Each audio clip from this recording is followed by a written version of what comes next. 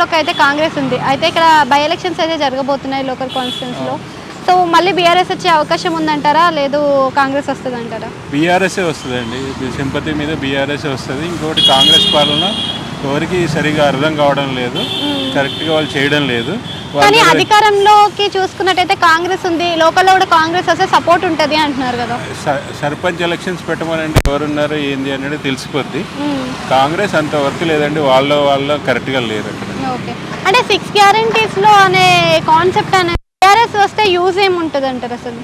అది మోనోపోలీ అండి, decision monopoly ఉంటుంది. ఆయన ఏదో చేసినా 100 రూపాయలలో 10 రూపాయలు తింటాడు, 90 రూపాయలు చేస్తాడు.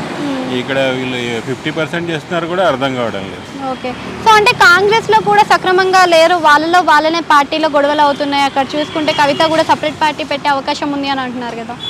అంతా మాకు తెలియదండి, అంత డీప్గా మేము. ఓకే, సో ఓకే, బీఆర్ఎస్ ప్రభుత్వం ఉన్నప్పుడు అయితే చూసుకుంటే ఇలాంటి పథకాలు ఏదీ లేదు, ఓన్లీ డెవలప్మెంటే కనిపించింది. కానీ ఇప్పుడు ప్రజలకు పేదవాళ్ళకు హెల్ప్ అయ్యేలా ఉంది అని అంటున్నారు కదా.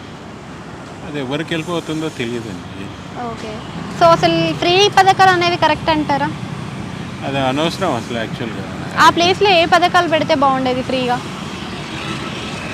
అది ఇంకా అంత డీప్గా ఆలోచించలేదు. అంటే ఫ్రీ బస్, ఫ్రీ కరెంట్ పెట్టారు కదా. అది వేస్ట్ అండి, ఫ్రీ బస్ వేస్ట్ అసలు. వేస్ట్ అసలు వేస్ట్ అసలు. థ్యాంక్ యూ అండి.